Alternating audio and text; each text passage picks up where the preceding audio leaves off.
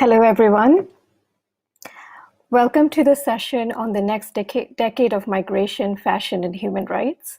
I'm Farzana Nawaz. I oversee the Southeast Asia portfolio of the labor rights team at Loudis Foundation, and we're a philanthropic organization that supports efforts to tackle the dual crisis of inequality and climate change. I will be the moderator of the session today. Before we get started, a reminder that interpretation for this session will be available in Bahasa, Bangla, Hindi, Japanese, Korean, Malay, Mandarin, Sinhalese, Tamil, Thai, and Vietnamese. You can choose these options at the bottom of your window. There is also a Q&A window where the audience can post their questions for the panel and vote on the questions that you'd like to see answered. Our session today will be 1.5 hours long, with about 1 hour of presentations and a half an hour Q&A session at the end. I would like to now hand it over to Geraldine Ansart, who is the Chief of Mission at IOM Thailand, to set the scene for the session and provide some context. Geraldine, over to you. Thank you very much, Farzana. Good afternoon. On behalf of the International Organization for Migration, IOM, I'm very glad to welcome you all to this year UN Responsible Business and Human Rights Forum Asia Pacific, co-organized by IOM and UN partners with support from our donors, the European Commission, as well as the Swedish International Development Agencies and Loudis Foundation. For the last 70 years, IOM has worked to help ensure the orderly and human management of migration for the benefit of all, and through this, the achievement of the 2030 Agenda for Sustainable Development. Migration has been part of the human experience throughout history, and we recognize that when it is safe, orderly, regular, and well managed, it is a source of prosperity, innovation, and sustainable development in our globalized world. Asia Pacific is the region employing the largest number of workers in the garment sector. In 2009, they were estimated at 65 million, representing 75% of all garment workers worldwide. Garment producing countries such as Jordan, Malaysia, Mauritius, and Thailand rely heavily on international migrant workers, especially from the Asia Pacific region, and especially women. On the other end, the garment and textile industries of countries such as Bangladesh, Cambodia, Laos, India, Sri Lanka, and Vietnam depend on what we call internal migrants or domestic migration. Migration has the potential to benefit our countries, communities, migrants, and their families in very different ways. Recognizing that a cooperative approach is needed to optimize the overall benefits of migration, while addressing the risks and challenges, especially for migrant workers, in 2018, UN member states developed the Global Compact for Safe, Orderly, and Regular Migration, so-called GCM. The GCM was the first negotiated agreement to cover all the dimensions of international migration in a holistic and comprehensive manner. As the coordinator of the UN Network on Migration, IOM supports member states to implement the GCM objectives, including objective number 6, which is to facilitate fair and ethical recruitment and safeguard conditions that ensure decent work for migrant workers, in cooperation with a range of partners, private sector, civil society organization, and workers' organizations. Over the years, IOM has developed partnerships with hundreds of multinational companies and local companies operating in apparel and home textile supply chains to promote responsible business conduct. Over the past 2 years, through an initiative supported by Loudis Foundation, we assisted nearly 200,000 migrant workers in the region, including 40,000 in international fashion supply chains of IOM's corporate partners.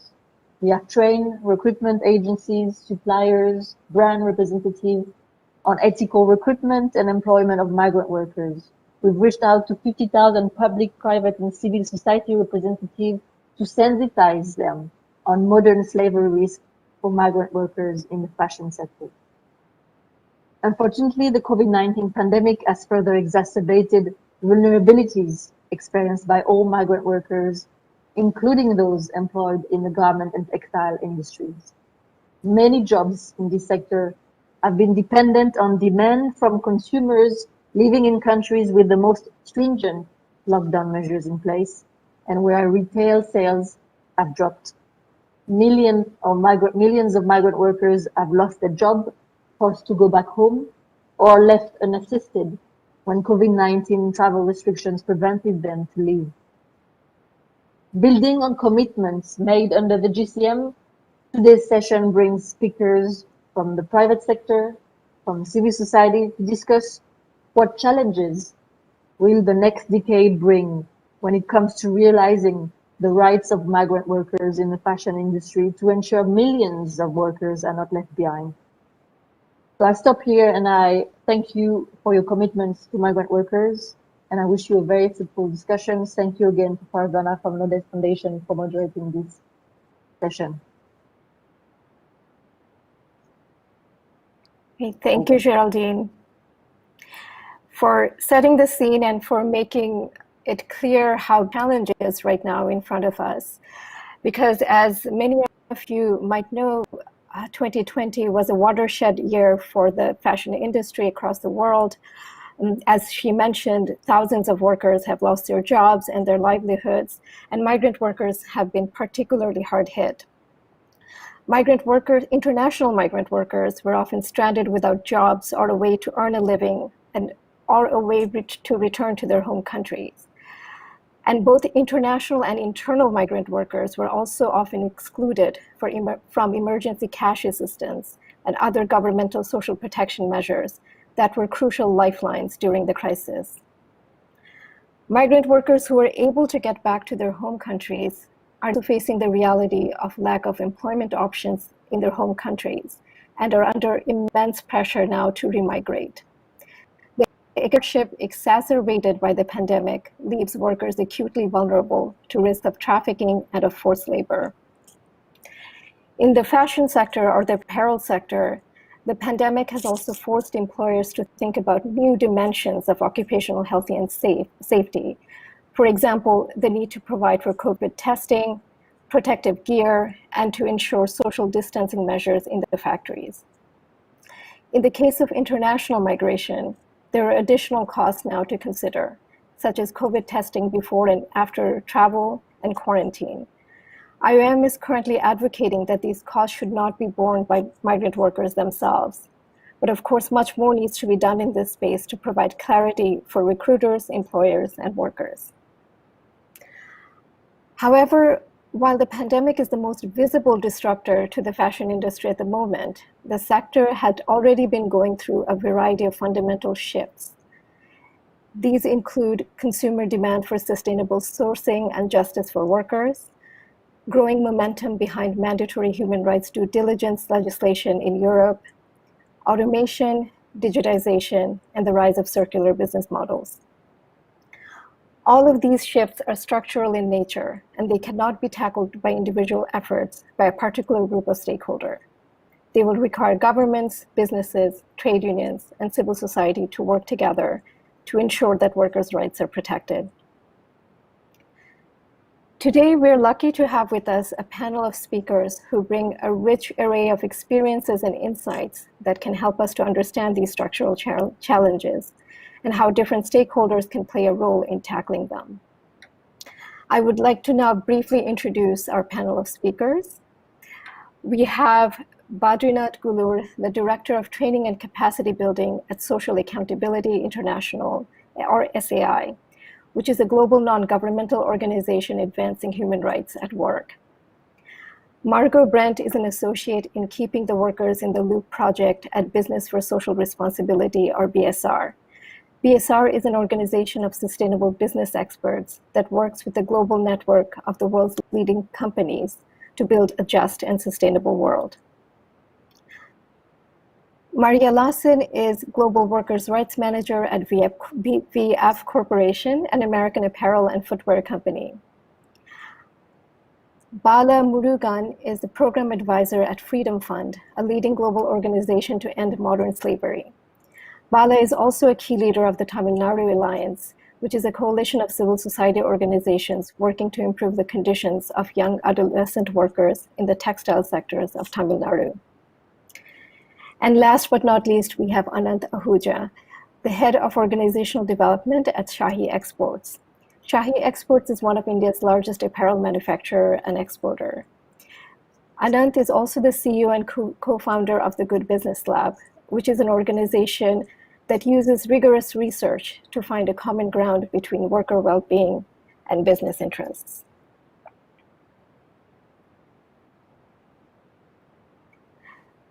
So to start off this session, I would like to first hear from our speakers and our panelists on the vulnerability and experiences of migrant workers, both internal and international. So I would like to see if Badri is online. I don't see him online yet. So Bala, I would go to you first, perhaps, to tell us about the experience of internal migrant workers and what are the vulnerabilities that they face as opposed to local workers in terms of both recruitment and working conditions, and what has particularly stood out to you over the course of 2020? So Bala, over to you. Yeah, thank you. Our understanding of the issues of industry from direct outreach by our NGO migrant settlements and those, as well as doing this informal outreach over several years and helping ensure food relief and access to government rations during pandemic 2020. And then at the start of 2021, several NGOs and our partners visited 88 migrant settlements with over 10,000 workers living there. So in terms of recruitment practices, we can see that these workers are extremely vulnerable and their rights are, as workers, are ignored. In 64% of these 88 settlements, almost 2/3, the respondent said that most people came to work through an agent or contractor, which means ethical recruiting practices are not at all followed. The workplace is not told to them, and where the type of work, nature of hazards involved in the work, nothing is explained to them. At 89% of the settlements, none of the workers was registered as migrant workers as per the Act. They have to register with the authorities, but they have not registered. And the workers do not have any documentation about where they will be working or the rates of pay and anything. It means they do not have any appointment order. They do not have any other document. It means they have no power or accountability in the recruitment process. So it needs to be streamlined, and the unethical recruitment practices should be seen as a serious concern. In terms of access to services, the living conditions in these settlements are really very appalling. The main concern to the workers is like almost 60% of the settlements, they do not have access to water. Just imagine, 60% they do not have access to water. 82% of the people, they do not have proper sanitation toilet facilities. They said it is inadequate for them. At the moment, our fear is that the migrant workers remaining in Tamil Nadu are hungry. At 90% of the settlements, none of the residents had access to the public distribution system for food rations. Almost the central government has announced the scheme, but they do not get the schemes yet. It means that if the work and the income has slowed down or stopped, how will they get the access to food? Not only the migrant workers, the majority of the children of the migrant workers do not have access to health care, nutrition, and educational service. So, in terms of access to the services, it's now very, very poor, and we need to improve a lot. In terms of social protection, since they do not have any appointment order, they are not at all considered as worker, which prevents them accessing the social protection schemes by the government. There are statutory provisions like employment state insurance and provident fund scheme. They are unable to join the scheme as they are not considered or recorded or enrolled as a worker. And also there are several contributory schemes, insurance, social insurance schemes like accident scheme, death insurance, as well as health insurance. So even the migrant workers, they are unable to enroll because of the awareness level. So now we are creating awareness and trying to enroll them with the banks to ensure that they are getting these benefits. For the internal migrant workers, there is no functioning access to remediation and grievance mechanism. It's not only for the migration worker, even all the workers in the textile and garment sector in Tamil Nadu, they do not have proper grievance and remediation mechanism. The condition of the migrant workers is very pathetic, compared to the local people. At the 80% of the sites, people did not have an idea of where they could get help if they have any grievances. They do not have any idea. It was not told to them, or they were not better prepared for addressing or raising their voice against their grievances. So for businesses buying in the region, it means that you can either accept that there is a very high risk that these issues are happening in your supply chain, that in effect it's part of your business model, or you can work with your first year suppliers to get a better understanding of where they are buying the fabric and yarn, and work with them to help insist on better conditions. It might mean consolidating and simplifying your supply chain. It is possible to put these issues right in Tamil Nadu and also in many other global buying regions. There are tools available and laws and entitlements also available, but we need all kinds of buyers and businesses to be part of the solution alongside with the government and the NGOs. Thank you.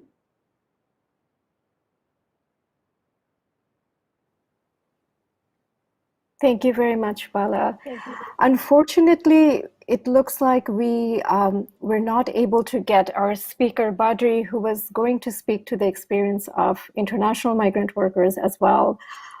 From Bala's short statement, it's very evident that internal migrant workers are already facing a lot of challenges that have been exacerbated by the pandemic itself. So things such as lack of access to social protection mechanisms, and especially cash disbursement schemes that were very important when the pandemic hit.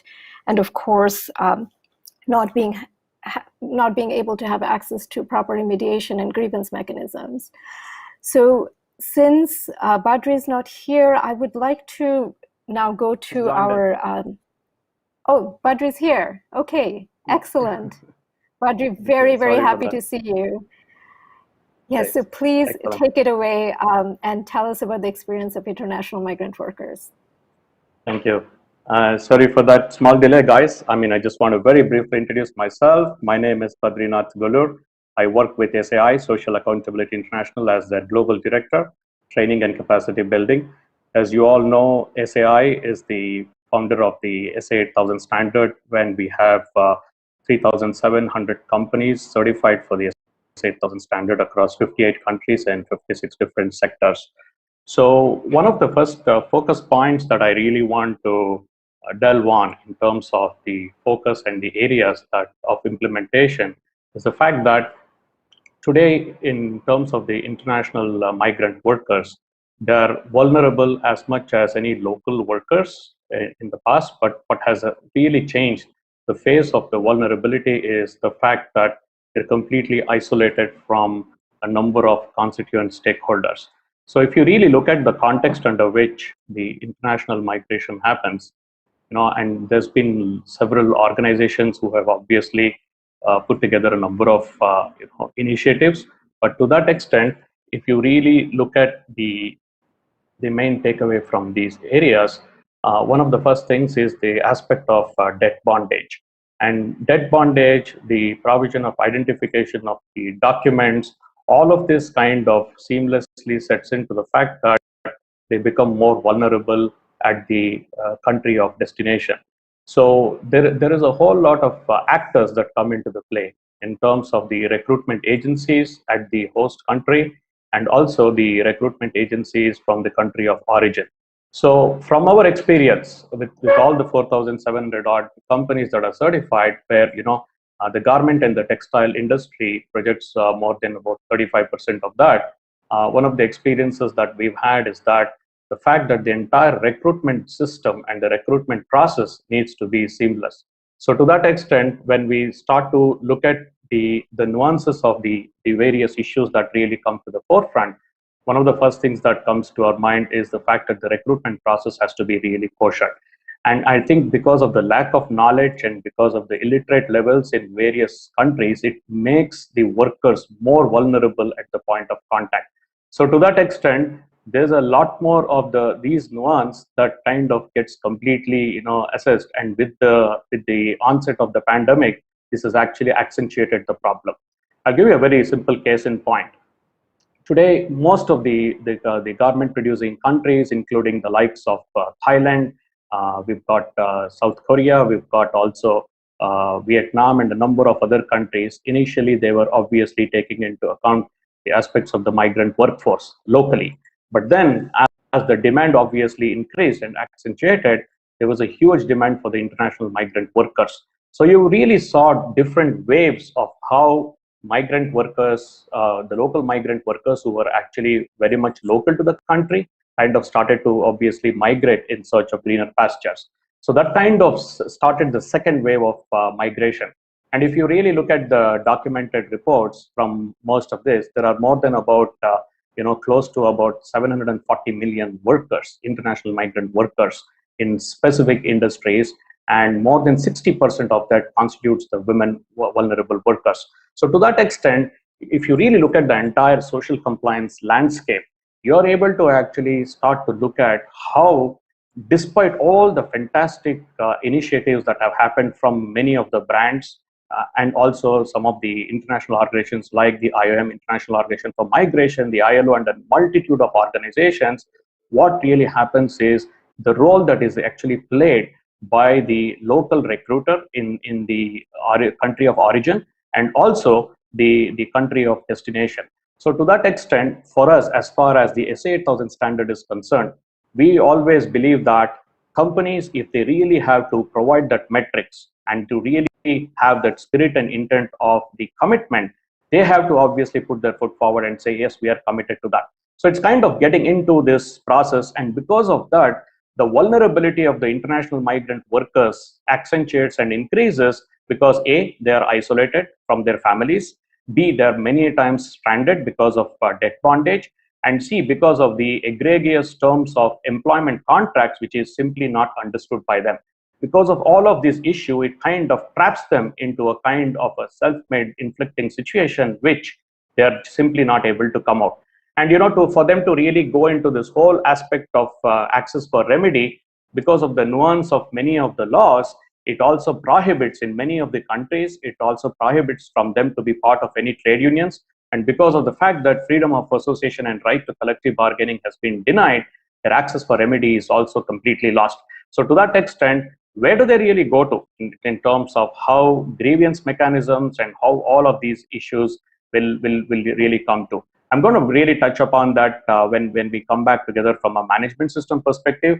But if you really look at the entire social compliance landscape, today I think there has to be a seamless link between the social performance indicators and the management systems. So in the standard, what we try to do is the manifestations of and the vulnerabilities of the international migrant workforce is kind of constituting and manifested in the form of forced and compulsory labor, excessive overtime, probably also now health and safety issues completely being denied. And if they try to really retaliate, and even if they want to try to escalate these issues, they're obviously termed with severe cases of penalty or even termination. So once they're terminated, obviously with all their passports and the identity papers being locked in, they're simply unable to go. So they can actually end up in more vulnerable jobs and industries. So from that perspective, what you're trying to really do is to address that, you're accentuating that risk. So this is one of the reasons why, from a management system perspective, we use a word called the risk appetite. What's the risk appetite of organizations? Can they really absorb this and be completely in cognizance of these related issues and to the forefront be able to really come to that? So this is kind of an entire scan of the landscape of the social compliance issues that stems from the very fact that because of the lack of communication and the host countries, that obviously, and the country of destination, which actually receives its migrant workers, a very clear closure process has not been set. Due to the presence or absence of these systems, so at the end of the day, the most vulnerable persons have been the workers. And with the pandemic, of course, we're going to be talking about how the pandemic also has affected these workers to a large extent. So I just want to kind of open up that social compliance landscape from that, and then maybe head back in terms of how we as an SA 8000 international standard try to address these nuances through effective management systems. Thank you, Farah. Thank you, Badri. And I think you raised some very, very important points regarding, the gaps or the holes in the system that exist, despite the good efforts that organizations such as IOM or brands or different MSIs are undertaking. And I think one thread that I would like to pull out from your statement was that of, workers' voice and the fact that legal frameworks in different countries are really not hospitable to things such as freedom of associations and workers being able to organize. So that, I think, is something that I'd like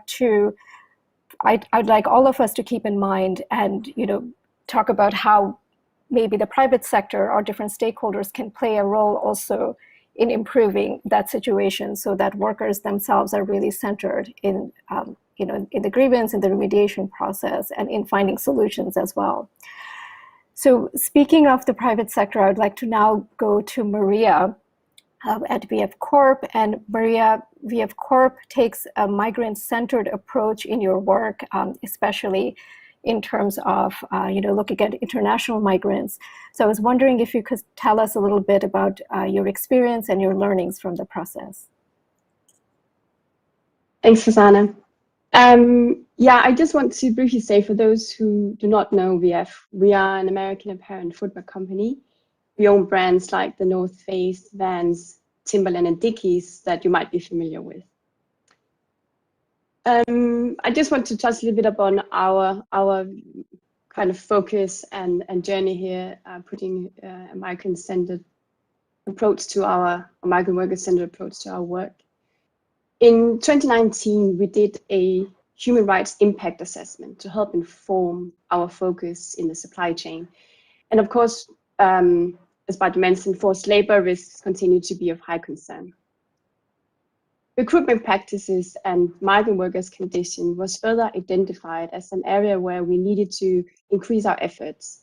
We used to strengthen our human rights due diligence processes by identifying specific risks to migrant workers during recruitment, employment, and return, so really focusing on the entire migrant worker journey. And it applies a migrant worker-centered and rights-based approach.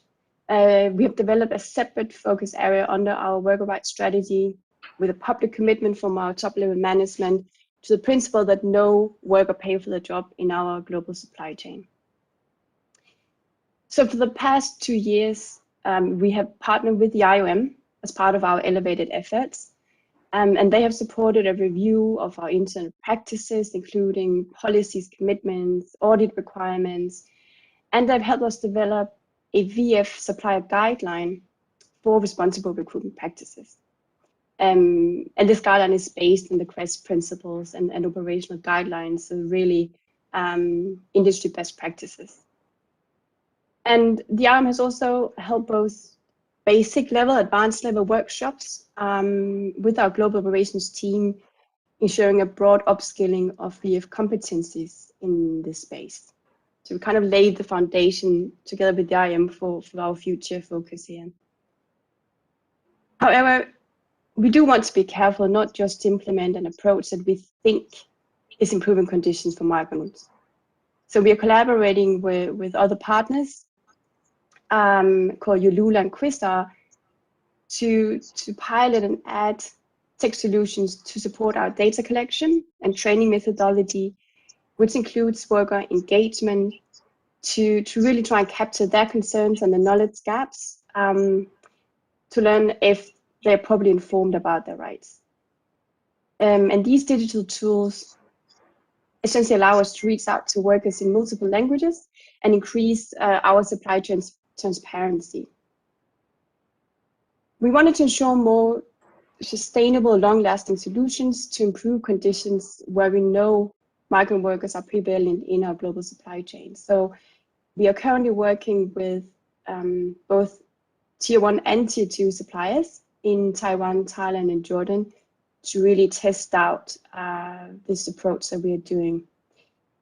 And finally, I just want to mention that through a needs assessment, our worker community development program has identified the need for addressing migrant workers as parents, and are implementing a program called Child-Friendly Spaces in China with the Center for Child Rights in Business. So it's to support migrant workers maintaining a relationship with their children, and we're looking to implementing this across more countries where we see there's a need, and to look a little bit beyond just the rights in the workplace.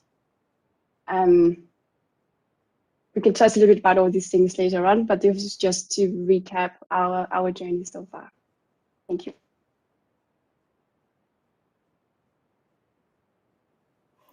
Thank you, Maria, and thank you so much for also addressing the issue of, the actual worker experience in international supply chains, because as you mentioned, it's not sufficient to just have the requirements for the suppliers, but it's also important to hear from the workers and to ensure that workers know about their rights and to investigate how those rights are being implemented.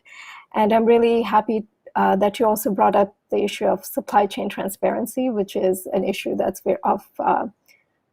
it's an issue that's near and dear to our hearts at Loudest Foundation, because we believe that through transparency, we can really understand whether the rules are being implemented and whether workers are actually benefiting. So now I'd like to go over to Anand for his experience on working on business practices that benefit both workers and that benefit businesses as well. So to find that win-win solution for both migrant workers and for businesses. So Anand, over to you. Sure. Thank you so much. I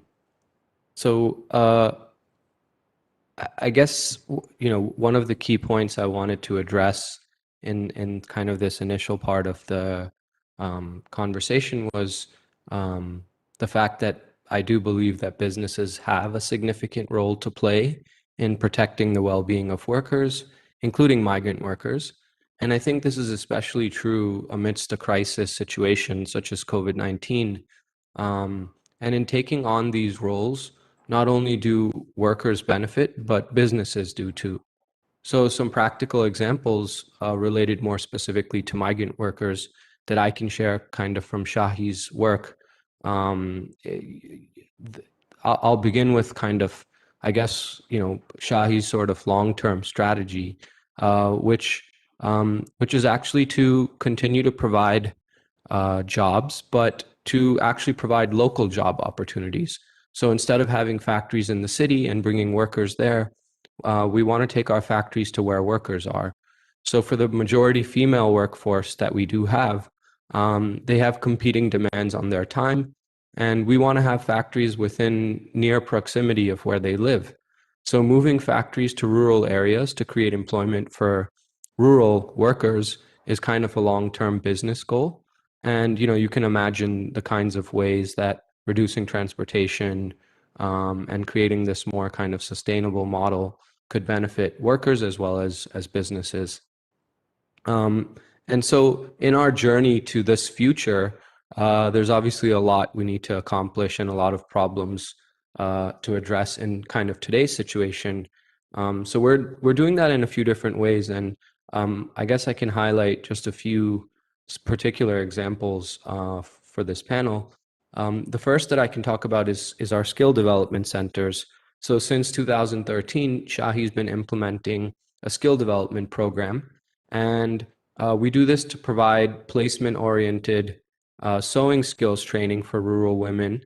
The migrant workers who attend these trainings are given residential facilities, which is funded by Shahi and managed by an NGO partner. And we kind of work closely with this NGO partner to develop a model, an ecosystem to kind of support migrant workers in their journey through, the skill centers to their job placements at Shahi. And as a sort of, in terms of the actual skill centers, we've so far trained over 20,000 women and placed them in our factory since 2013. And now in February of 2021, Shahi established a migration support center, which aims to support migrant workers across industries, so not just Shahi's workers, and support them through different interventions around informational services and essentially helping them settle in their new kind of urban environments. So I don't want to go into too much more detail for now. I think there's a lot more to share, but these are the kind of unique programs that we're seeing both can address the business problems, whether it's attrition, whether it's kind of low productivity, as well as worker well-being issues, whether they're kind of mental health related issues, lack of access to certain services, information and awareness. So I think as you mentioned in my introduction, we're most keen to kind of narrow in on where those interests meet and how to kind of address both concerns in the most productive ways.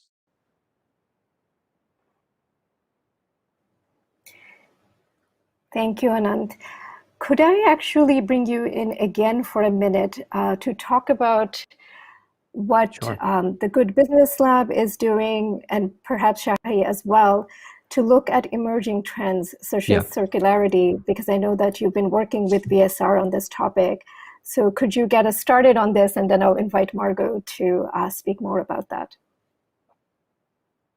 Yeah, sure, totally. I think I didn't have time in the initial introduction to get into this, but one of the ways that Shahi's been able to kind of develop the approach that we have is by working closely with Good Business Lab, which is a labor innovation startup that I'm one of the co-founders of. And essentially, through this kind of model of being able to conduct large-scale randomized controlled trial experiments in a factory setting, we're able to understand data points and use that to kind of inform policy.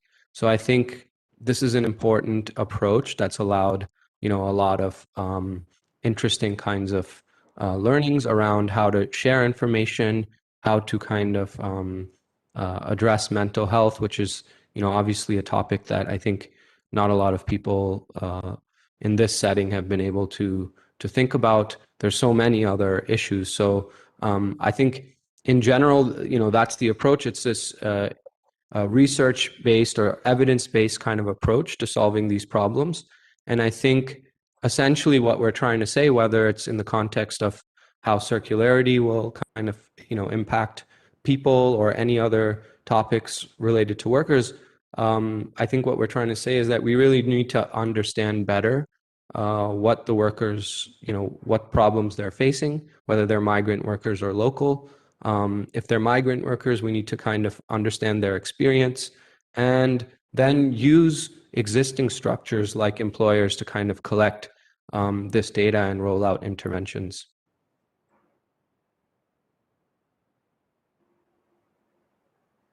Thank you, Anand.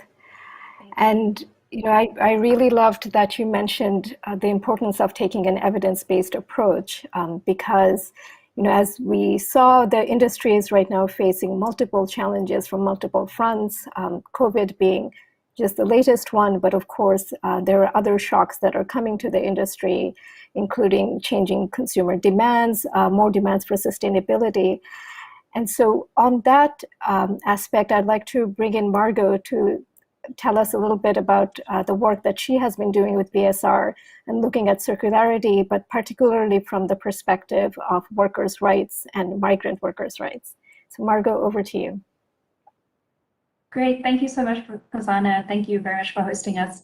Yeah, we're definitely seeing a huge shift. This is a moment of true transformation, and a lot of our speakers have already touched on the impacts that COVID is having on the industry. But we're also seeing that, in response to the environmental impacts of the industry, there is this massive transformation towards more circular models. And what that means is really that resources stay in the fashion system or in the loop for longer. And what that looks like is, rental of clothing or reusing clothing, reselling clothing, or even using more recycled content. More and more traditional brands, as well as sort of newcomers to the industry, are experimenting with these models, and we are seeing a massive increase in consumer demand towards circularity. So in 2019, the clothing resale industry actually grew at 25 times faster than the industry at large. So it's really exciting to see this push towards circularity, but of course it has social impacts, and it has impacts on workers, and particularly vulnerable workers. This shift is also happening, as you mentioned in your introduction, at the same time as a lot of other global macro level shifts. And one of the other major ones beyond COVID, I would say, would be the digitalization and automation of the industry, which is not just the way that we're producing clothes, but also the way that brands are starting to interact with consumers. And it's really creating new opportunities at the same time as we shift to circularity. So in the Keeping Workers in the Loop project, what we're really trying to do is understand what is the impact of workers, particularly on job quality and job availability if circularity happens at scale. So we're taking a very multi-stakeholder approach to this research, working with worker representatives, other NGOs, brands, some of which are on the line today, to really explore this and to co-create a set of recommendations for a circular system that provides inclusive and safe work. So we know that circularity is really going to shift, how much demand there is for clothing, so how much clothing we're actually producing, where we're producing this clothing in terms of traditional production countries versus if clothing is now being made closer to consumers. As well as how we're doing this in terms of automation and the inputs that are going into our clothes. And all of this is potentially affecting the livelihoods of workers in the fashion supply chain. We could see a decline in some of the traditional roles that we see today. We could see an emergence of entirely new roles and the scaling up of some roles that maybe are a little bit less visible at the moment. A good example of this would be recycling. So if we move towards a circular system that is heavily dependent on recycling inputs, we will see a scaling up of roles around collection and sorting of clothing. Traditionally, those roles have been, really informal, really precarious. So how do we, ensure that those roles are safe and that they are quality jobs as we go forward? So all of this disruption is undoubtedly, going to impact workers, but even more so for those with the inherent vulnerabilities. So I think we've heard quite a lot about both the vulnerabilities of internal as well as international migrants. And this makes them, more vulnerable to shocks and disruption. And I think COVID was a very good example of this in terms of how do worker vulnerabilities show up in a moment of disruption and crisis. And when we think about shocks to the labor market, what this means is things like language barriers or social isolation and the ability to access reskilling programs. All of this is going to impact migrant workers more, as well as the fact that migrant workers are overexposed and overrepresented in the roles that are already have poor working conditions or unsafe. So if we see those scale, that might impact migrants significantly. And if we think about worker displacement, we want to ensure that migrant workers are not being displaced at a disproportionate rate that would lead them to seek sort of even more precarious work, either deeper in the fashion supply chain or in other industries altogether. So I've painted a very stark picture of these impacts, but I do want to really stress that I think never before has the industry faced this level of disruption in terms of COVID and technology and circularity. And this transition is really an opportunity for us to intentionally redesign the fashion supply chain, which I don't think we've had before. If we think about circular systems, we can begin to design them in a way that they address some of the historic and long-standing issues in the supply chain regarding workers. It provides entirely new possibilities in ways that we can empower workers. If you think for a second about a digitally enabled piece of clothing that is now moving through a circular system. And it's sort of moving through the system, accruing value, accruing value, accruing value.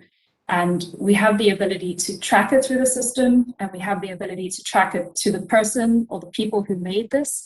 And this technology exists, right? What does that mean in terms of rewarding people who make clothes that are durable and long-lasting and accrue value through multiple cycles and circularity? So that to me is like a pretty revolutionary idea in terms of traceability and worker empowerment and the sort of payment systems and structures that we have in place. That's just one example, but really what this means is it's an opportunity for us to think about redesigning the system, making very intentional investments and innovations like circularity and skills in production countries.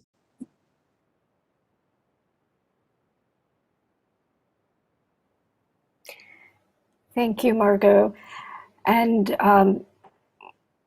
it is actually absolutely vital that we keep workers front and center as the industry goes through these transitions and this transformation process that it is in right now.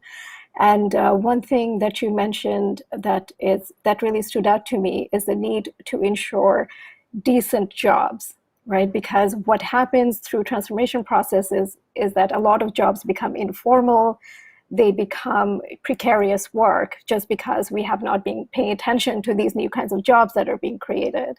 But it's absolutely vital that we ensure as the jobs change that they remain good paying jobs with decent working conditions, with safety and with workers' rights. And so that puts us very nicely, it takes us very nicely to the next part of the session, which is talking about future trends and looking at circularity in particular, but also other trends and shocks in the system.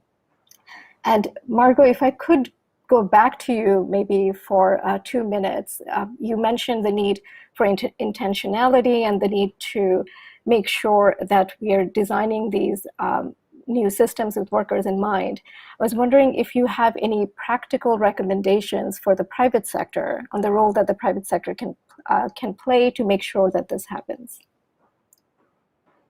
Yeah, sure. And I think it's a great question, and it is something that we're working on. And we, as I said, our aim is also to co-create these recommendations and make sure that they withstand multiple versions of the future, because there are so many layers of disruption happening at the time. I think it's very, very crucial that we just invest in understanding how these dynamics are going to play out. And understanding, I think Anand said it, understanding sort of the current challenges that workers are facing and what they're going to look like in the future as we face this disruption. I don't think we have a very clear picture, and we need to really map out, and it goes back to the point of transparency, right? We need to map what do supply chains look like right now, what are the challenges, but what do they look like in the future, and what are the future challenges? And then just ensuring that we have the appropriate mechanisms and structures in place. Very practically thinking about, I think brands have worked really, really hard towards, making sure that they have appropriate human rights due diligence and all of that in the sourcing of virgin materials, but we may not necessarily have that in place for recycled materials just yet. So we have to think about when that scales up. And ultimately, I think one of the very sort of high level message would be ensuring that workers and the most vulnerable of workers, be it migrant workers, women, informal workers, we understand the impacts on them, and that we are consulting them and including them in any strategy or policy that is responding to disruption, be it circularity or any other type of disruption.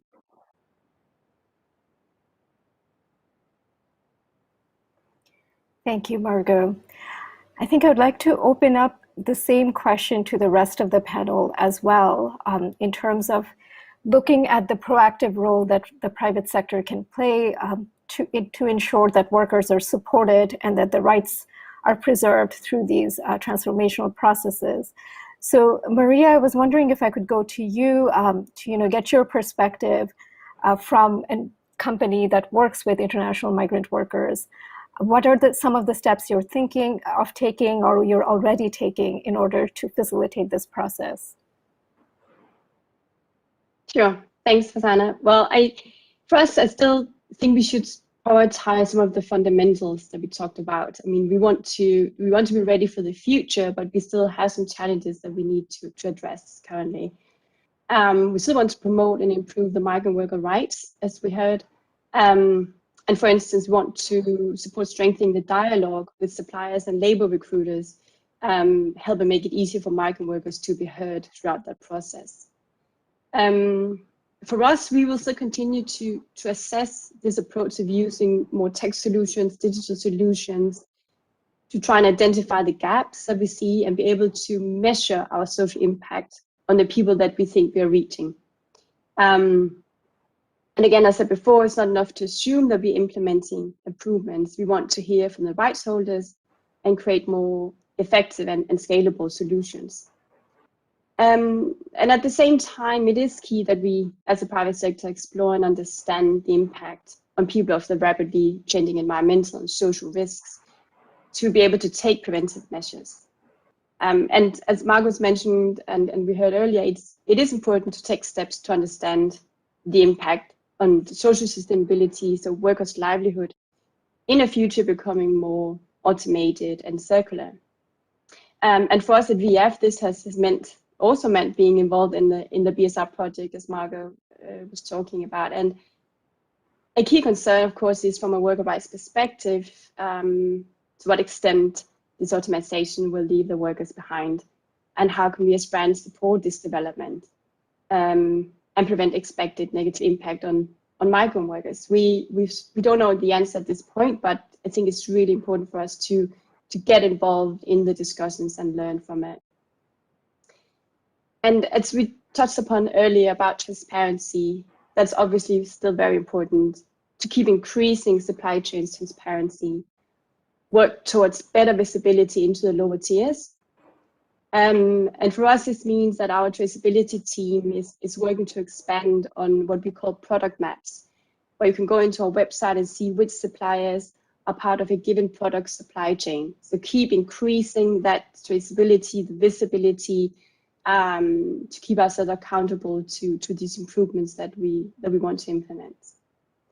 And I think additionally, we took urgent measures, as many in the industry from the beginning of the pandemic, to understand the negative impacts on workers and migrant workers specifically, in close dialogue with suppliers and external partners. So really also important to stay committed to partnerships.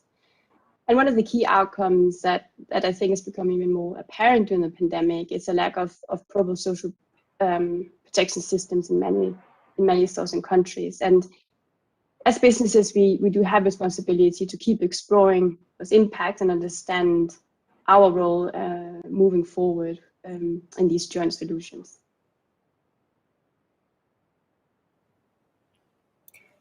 Thank you, Maria. And now I would like to go to Anant, because Anant, you already started telling us about the steps that you're taking through the Good Business Lab. And I was wondering if you could give us some examples of concrete things that you've already started doing in order to tackle the challenges that the transition will pose. Yeah, sure. Thank you so much. So I can reference a couple studies that are underway or have been completed and that are sort of informing strategies that are being implemented now. So the first is around this time last year, or actually around May last year, we had conducted a study on misinformation among migrant workers. And basically what we did was we tried to understand what were the kind of levels of misinformation around COVID, what were the sort of beliefs that workers had. And I guess not surprisingly, there were pretty high levels of misinformation around what the symptoms of COVID were, and many other aspects. I think as the world was kind of learning what this kind of virus was, information was not reaching all different kinds of people. And so one of the things we tried to do as an intervention was a a phone-based kind of awareness campaign. And through this, we were able to establish the positive impacts that direct in-person calls had, both on awareness levels around COVID, what it is, and other aspects of it, as well as around the mental health of workers, mostly relating to anxiety. So, when we compared the phone calls to kind of the control in this case was text messages and pre-recorded calls, the live calls actually had much more significant impacts on both of these areas. So the awareness as well as actual, mental health benefits. And so now one of the ways we're kind of scaling up this information is Shahi's actually planning a large-scale vaccine drive for their workers. And to support this drive, we're also, Good Business Lab is working with Shahi to kind of design a phone campaign so that both vaccines can be available for everyone, but also we can address any misinformation or hesitancy around taking the vaccine. We've just started this process now. So I think, we'll have much more learnings across the next 2-3 months. But this is a great example of how research can inform policies and how private sector can step in to really quickly take action, in the face of major, concerns. So that's one of the examples. The other two, which I won't go into too much detail right now, but one I mentioned briefly, which was the Migrant Support Center, which is a physical location where we've, understanding kind of the specific needs of migrant workers, we've actually, Good Business Lab as a design partner has worked with Shahi and their partners to create this physical location in Bangalore, where a lot of services can be provided specifically for migrant workers. This has proven to be really helpful in this recent second wave that India went through, where we were able to provide a COVID care center, housing, and of course, information and access to medicines. These are some of the ways GBL and Shahi and other partners are working together to address the ongoing issues and new issues that have come up. Thank you, Anant, and for highlighting the need to, lean into new technology tools that we have available in order to assist workers through these kind of crisis moments, but also transitional shifts. I really liked the example of, using technology also to enable new kinds of health interventions, because we all hope that this will be the last pandemic that we see in our lifetime. But of course, there is no guarantee that that would be the case. So it's absolutely essential that the private sector is prepared for not only this pandemic, but also future, crises such as this. Yeah, and sorry, I just wanted to say one more quick thing. I thought I should say this as well. As a broad kind of theme, I think the two areas that we've been able to focus on through this approach, one is kind of this area of holistic health, physical health, mental health, and then it's around worker voice. So like, how do you actually understand the experience and problems directly from workers? Like you said, we have the technology to survey workers in different languages through different means. So if you can combine these two approaches, I think there's a lot of potential positive impact you can create. Great, thank you. Now I would like to go to Badri and Bala to hear your opinion on how you think migrant workers themselves can be, best empowered to participate in this transition, not just as receivers of changes that happen, but how can they actually be active agents as well? So Bala, maybe I'll start with you, and I'd love to hear your thoughts on where you think, what's the role that workers themselves can play as the industry goes through this transformation towards whether it be circularity or to increasing automation. Thank you. See, actually, before going to the role of the workers, we need to also think the role of the brands in ensuring the rights of the migrant workers. So already Tamil Nadu Alliance, which is a civil society network having more than 100 CSOs, they have developed a declaration. The declaration is an appeal to brands and retailers, urging them to commit to greater responsibility for how their products are made beyond the tier 1. As well as committing to transparency, which Maria was also highlighted, which means publicly they have to disclose businesses in their supply chain.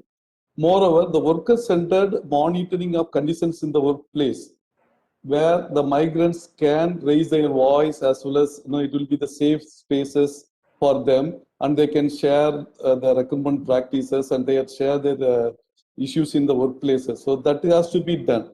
So the worker-led monitoring of conditions in workplace is another demand for the brand, so that they need to ensure that the supply chain should be transparent and it has the worker-led monitoring conditions in which the migrant workers are taking part. We know that the current system of third-party audit, there is no track record of putting these issues right for the migrant workers. We need something more robust, which includes the voices of the migrants. So through signing the declaration, businesses can work together to make this happen. And also the grievance mechanism. So if you want to ensure the access to grievance mechanism, then we need to think about 3 types of grievance mechanism. One is statutory grievance mechanism, which are already established by the state. The second, business retailer based mechanism and workplace based committees. So in the workplace based committees, the migrant workers should be given due care. As of now, there are several workplace committees existing in the mills in paper. Actually, it is not functioning, but even then the role of the migrant workers is almost nil, because they are not part of the committee and they cannot express any grievances. So it needs to be sorted out. So wherever the migrant workers are working, then it needs to be ensured that they are also part of the committees and they are given enough space to express their views and opinions. So for each of these, the migrant worker to get remediation, we need several things to be put in place. First of all, the workers, the migrant workers are not aware of their rights. So we need to ensure that they know their entitlements or rights in the workplace as rights as an individual, right? As citizen, they have the right. So everything, we need to provide information in their language. Even earlier, speaker they was mentioning, it should be in their language so that they will be able to understand. And the proper appointment letter should be given to all these people. So another thing is we need to ensure that the grievances given by the migrant workers are addressed immediately. Several times the help centers or resource centers are not doing this justice. So whenever the helpline is given, when they contact them, then there's nobody to talk about in their language, or nobody picks up the phone. So it should not be the case. So when they raise their grievances, immediately there should be a feedback, and it should be sorted out so that they will get the confidence and they will go and approach the people. And also the policy engagement, the brands should involve in it, because the most of the migrant workers here, they are not aware of their wages. So we are talking about living wages, but even the minimum wages in the textile industry is not fixed by the government in Tamil Nadu context. So already the brands have 45 brands, more than 45 brands, they have written to the minimum wages committee. So like this, so there are several other things. The migrant workers are staying in the hostel, they face several issues. So the brands, they can ensure that the government is following the norms of the hostels, and the mills are registered under the Hostel Registration Act, and enough space is provided to them. All the minimum standards of the hostels are maintained. So these are the things they can do. So there are a lot of potentials in improving the conditions of migrant workers with their participation. So the brand should think that the entire supply chain, the transparency should be maintained at least up to the spinning mill level. They have to map it out and ensure that the rights of the migrants are not violated. And already some of the brands, they are coming forward to work on this declaration with the view to signing the declaration. So soon they will do it. Our appeal here in this platform, we invite all the brands to join hands with us to make the changes in the because the next decade should be the safe place and the safe working condition and the dignified and decent workplace for the migrant workers. We need to work together, and we invite you all. Thank you. Thank you, Bala, for raising that very important point that, for workers to exercise their agency, of course, the space needs to be created and the private sector has a huge role to play. So whether it be by informing workers of their rights in a language that's accessible to them, or creating space for workers in decision-making forums so that they are able to bring forward their actual working conditions and the grievances that they're facing. So Badri, I would like to close out this section of the session with you. What advice do you have for private sector actors, and especially those working with international migrant workers, in order to make the transition more inclusive for them? Thank you, Farzana. Well, I just want to take a leaf out of what Anand said earlier, and also some of the very interesting points that actually Bala brought out. If you really look at the entire landscape of how these grievance handling mechanisms and worker communications have happened, most of the third-party audits actually just focus on the specific social issues. But then the lack of an effective management system to really address these nuances is something that is lacking. So to that extent, I mean, our advice to private companies or the private sector would be that, I mean, they can actually benefit and leverage out of the migrant workers. Both the society and the business can actually thrive if they coexist together. But with all the stuff that's kind of surrounding around circularity, traceability, and all of that, we also have forgotten one very specific element, which is the home workers. And the increasing number of home workers is something that's kind of isolated. They're completely not visible. And because of all the traceability that you kind of do, companies have to effectively implement a management system. Now, for us, within the construction or the architecture of our standard, we have something called the social performance team, SPT. Because in some of the countries where workers don't really have access to trade unions, in some of the cases, we have done several worker interviews, and they say we just don't want to be part of that because we're all here to earn our bread and butter. So to that extent, we are here to actually look at the workplace nuances, and we want to benefit that. And that's why I always say that a worker, wherever he is, whether he is in India or in Thailand or Pakistan or in Bangladesh, he or she is going to ask one fundamental question, which is what I call the WIFM model. What's in it for me? Because the company got all these audits done, but what do I get, right? And in order to answer that and not to really create a disservice to the migrant worker fraternity, we have brought in the concept of a social performance team. This is a team where, like Bala said, it cannot be isolated from the policy level changes. So to that extent, the social performance team is a balanced team of workers and managers who sit on the same table. What you're actually doing is you're bridging the gap between the boardroom and the shop floor. So the nuances of all the issues that the workers' voice is kind of heard. And initially I've actually seen the formation of the social performance team. Initially, people are like absolutely scared out of this because things like risk assessment.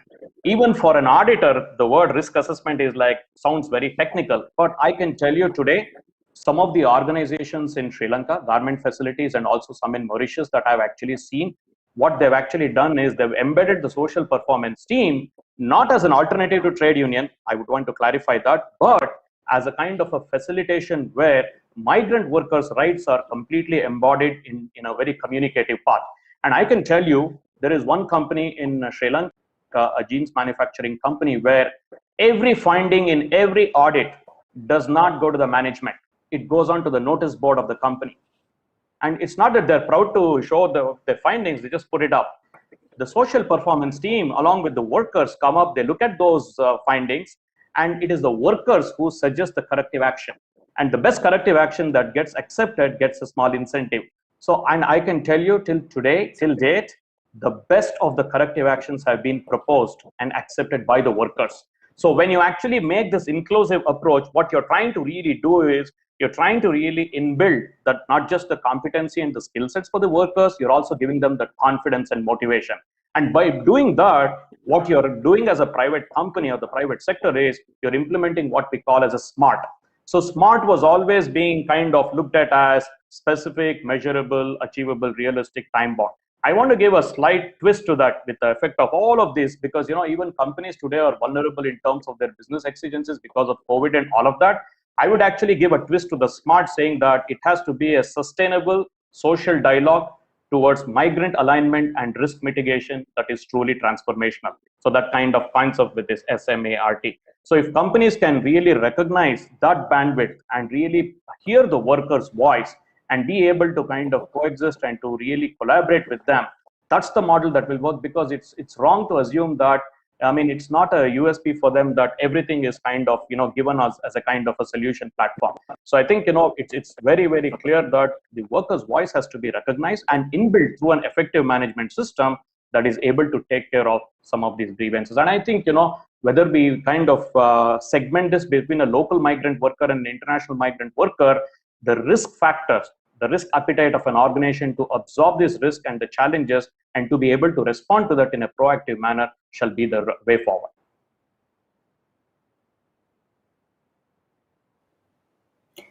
Thank you, Badri. There was so much in there that I won't even try to summarize at this point. But we have quite a few questions from the audience, so I'd like to go to the questions at this point. So the first question that we have is on the research on the circular economy. So the question is, are companies thinking about how to secure workers' jobs or redefine them so that people do not lose jobs when more companies become more efficient and environmentally sustainable? So Margot, can I go to you for this question? Sure.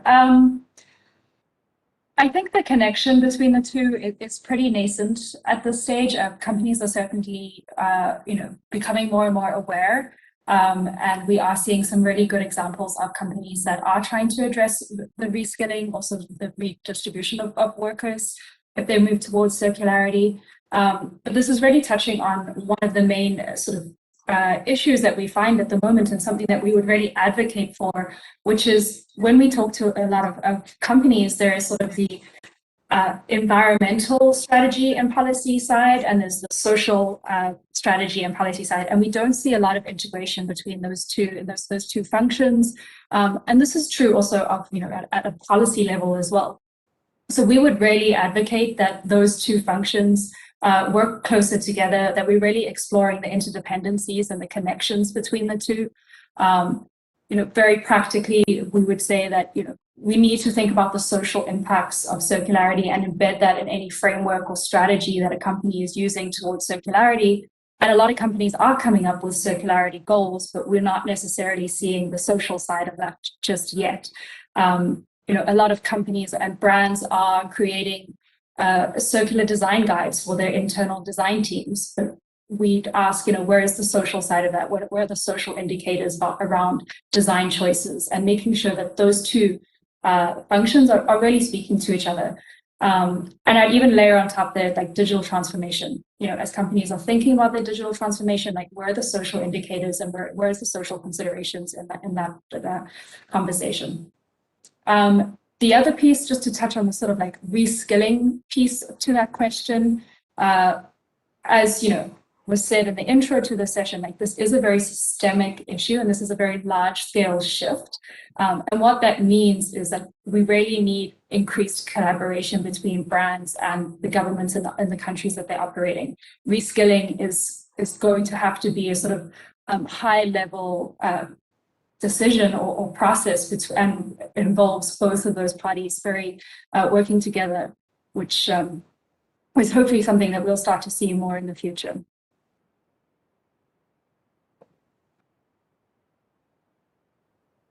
Thank you, Margot. Would anybody else like to weigh in on this question? If not, then I'll go to the next one. Okay. So the next question is on a different topic, which is about modern slavery legislation. So the question is, the modern slavery legislations from various jurisdictions have been one of the main drivers of human rights related improvements. How is the topic of collective bargaining being disclosed in the various due diligence reports? So for this question, I think Maria's probably the best position to speak on this, but Anant, I would like to draw you in after Maria as well. Thank you, Fasana. I'm not completely sure I understand it. I mean, the various due diligence reports, I'm guessing the means in terms of when we do our own due diligence processes in the company.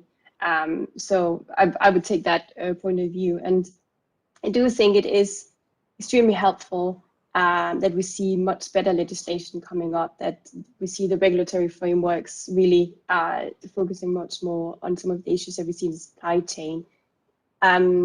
I think it will be a key driver and something that we all have to adhere to, and something we all have to address.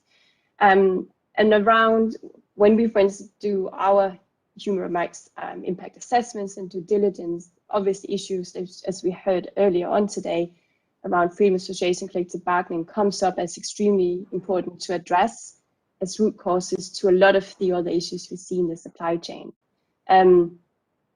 So again, as I mentioned earlier, with this approach we are taking to really gather good data through remote impact assessments, through worker surveys, to really engage with workers on these specific issues.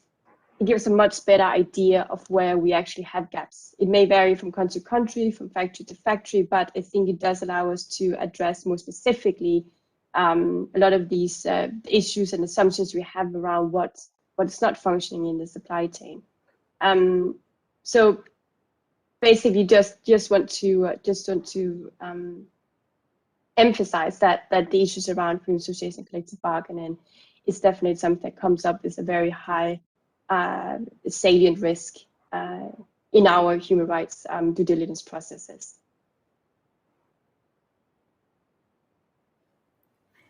Thank you, Maria.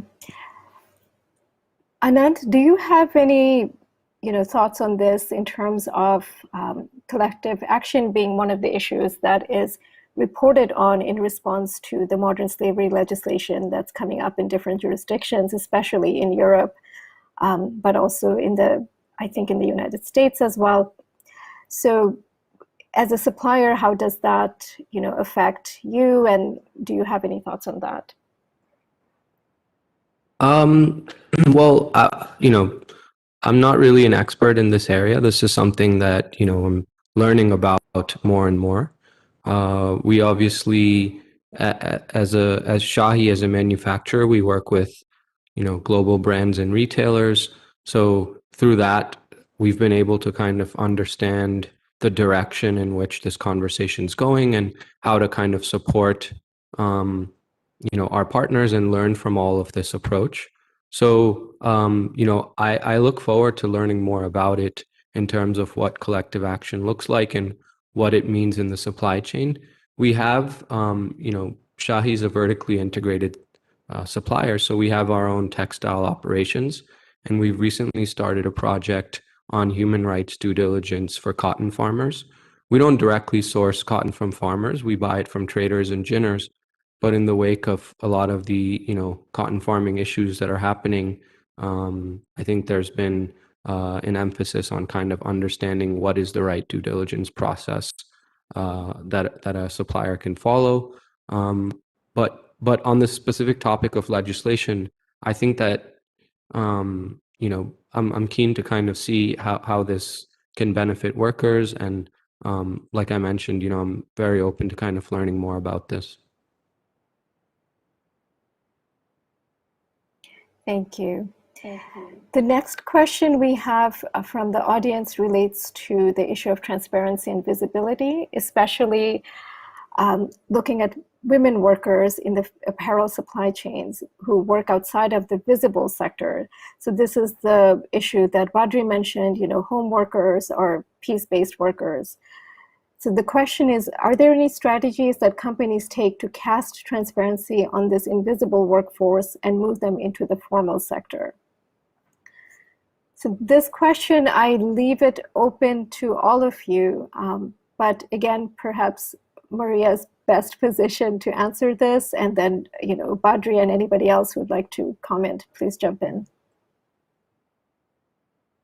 Thanks, Sana. I think this is a very good question, and I completely agree. The more, as I mentioned, with our traceability work, the more we go into the tiers, the more visibility we get. Of course, we have responsibility to address a lot of these issues, and it is quite difficult, to be honest, to have that visibility into kind of the informal sector when we talk about how this affects women. Unfortunately for us, we have our, as I mentioned earlier, our worker community development program, where we do seek to address a lot of these concerns that may not be directly linked to our supply chain, but certainly affects the community where we work. So at this point, we haven't done specific programs to help address this, but it's something that we are assessing, doing a lot of these needs assessments when we work with our suppliers to identify what issues we want to address.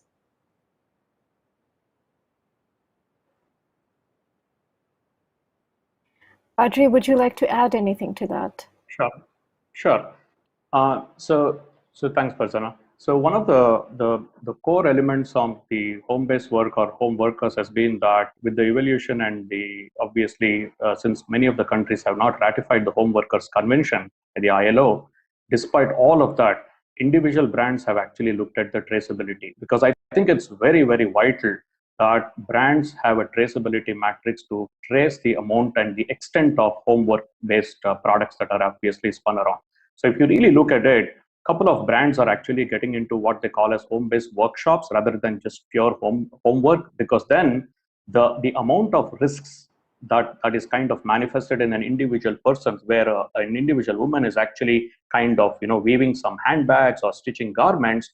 If you can really get them to a home-based workshop where health and safety, the right kind of contracts, because it's such a transient environment that there's really no concern for health and safety and a number of other issues. But I think one leaf out of what Maria just now mentioned is the fact that livelihood patterns of these home workers have to be protected, because you can't really make an apple-to-apple comparison with a regular worker, because a home-based worker probably just works for 3 or 4 hours.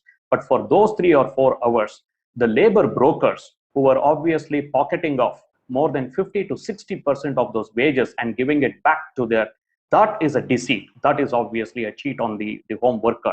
So in all of these effective systems, what brands have done today is that they've actually got into direct contract with home-based contractors, where they've actually trained some of these women workers, home-based workers, into becoming like supervisors who monitor the thing. And the classic case was the example of SEVA, Self-Employed Women's Association, where they got into this whole portal of how women's-based cooperatives can actually have one person who's so experienced with this home-based work that they can actually monitor the work of not just the home-based workers, but also ensure security, health and safety, and all their livelihood rights. Because I think at the end of the day, they're actually there to earn a livelihood. We can't deny them that fundamental right.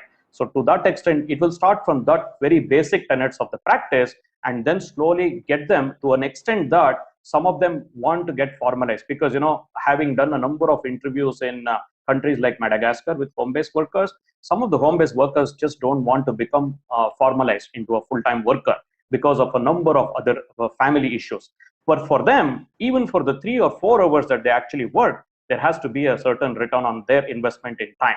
So it's that level of the livelihood and healthy and workplace environment that has to be provided to them. If that can actually be built into the concept of the control of the supply chain by the brands, then that will go a long way in addressing these nuances of the home workers' concerns. If I could just jump in here. Yes, please, Margo.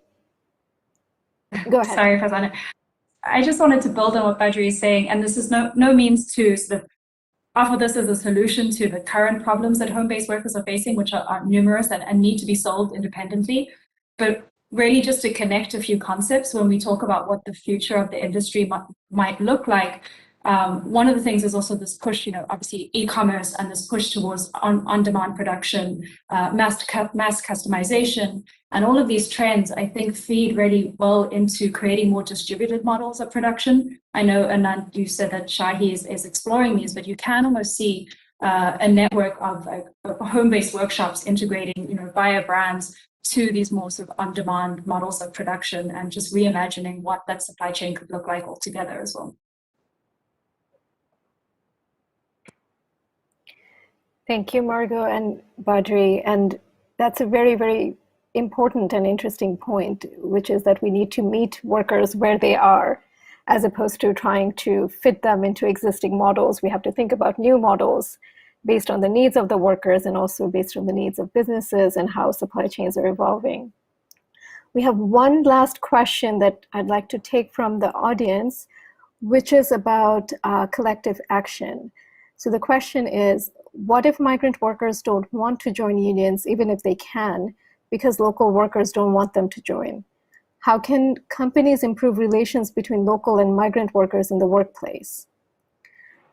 Okay, so this question, I would like to go to perhaps Bala first, because he has so much experience in this regard. Yeah. Yes.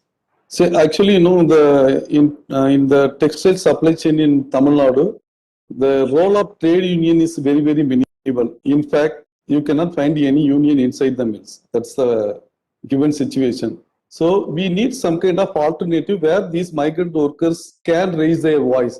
So we have formed them into migrant workers support group in the settlement as well as inside the mill. Inside the mills also we are forming this groups. So they will be the voice of the thing. So they will discuss their issues, work-related issues, not only work-related, even in the settlements, if they have any issues, they will discuss and the with the concerned partners, and they will support them to get the access to the government departments to solve the problem. So this is one of the models that we are developing. Like workers support group would be the best thing, because as trade union we have a lot of difficulties. When you say you are in a trade union, the companies might look you at in different manner. So you will not be well received by the management. So this is one of the options, that alternate thing. The workers support group can really bring the changes, or they can really address their issues in terms of getting the EP, the Provident Fund, ESI benefits, and also these have been demonstrated with the worker support group. So this can be a model. Thank you, Bala. Would anybody else like to add to what Bala just said? Yeah, I just thought I'll just add and fortify what Bala said. I think because of the very nature of the migrant workers' tenure in an organization, because most of these are 2-year and 3-year contracts, because the time that it really takes them to get convinced and to be able to be acceptable by the local trade unions, there's a whole lot of other friction that is there. We need to also address those nuances. And because of that, in continuation of what Bala said, worker welfare committees and social performance teams, and a microcosm of what companies really need to. And I mean, I think Anand would be knowing, in Shahi they do have a number of these worker committees where a lot of the workers, when we actually talk to them, not that they think that it's a negation of the trade union or whatever, they just feel comfortable that some of the shop floor issues are better discussed there, because they're more in line with that. So if you really kind of converge around all of these areas, as long as their concerns are there, and for all the legal status and for all the formalization of these collective bargaining agreements and all of that, the trade unions will always be there. Nobody can take away that credit from them. So you need to kind of synergize and seamlessly weave all of this and stitch up kind of an agreement between the management and the workers' committees, so that they're able to at least provide them the will to raise their voice and escalate their concerns. And eliciting that concerns would be a huge and paramount importance. Just thought I'll add that. Yeah. Thank you, Badri. Anybody else? Okay, if there I are would no just more quickly add. comments. Oh, yes, please, Maria, go ahead. Sorry, Shannon, this is just a very brief comment. I just want to thank whoever wrote that comment to us. I think this is such an interesting question. Definitely gives us room to really think about how to work with the partners that we use when we talk about those relations in the factory to address something like this. It hasn't come up before in the work that we are doing, but this is definitely a great takeaway from me today, to note down that is something we need to look more into. So just want to thank the participants for providing in this question. Thanks, Farzana. Thank you, Maria. And we're just about at time. So I'd like to give a big thanks to our panelists for their patience and for the insights and the valuable advice that you've shared, and for responding to the questions from our audience. Of course, there is a lot of work that is to be done to address the transformations that the fashion sector is going through right now. And one thing that came up very strongly for me is the need for innovation and for intentionality, as Margot mentioned. So the private sector has a huge role to play to ensure that this transition happens in a way that's intentional, that takes into account the needs and the rights of workers, whether they be regular workers or migrant workers who face additional layers of vulnerability, as we've heard.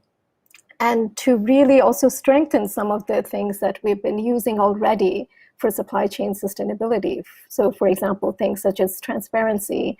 What does that mean for second, third tier suppliers or for home-based workers?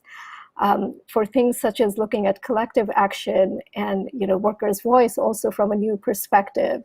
So thinking about the trade union model, but also what else can be done for workers, especially migrant workers who often don't have access, whether that's through a legal framework or whether that's through cultural differences to access a trade union and to join one. So what are the new ways of elevating workers' voices, making sure that their voices can be collectivized and can be taken into account in decision-making processes? So there's a lot to be done. Of course, this will have to be a multi-stakeholder effort. It's not just the private sector. But having said that, the private sector has a huge role to play in order to make sure that this transition is just for the environment, but also for workers. So I'd like to thank you all again for your participation today, and a big thank you to our audience and to the organizers, IOM.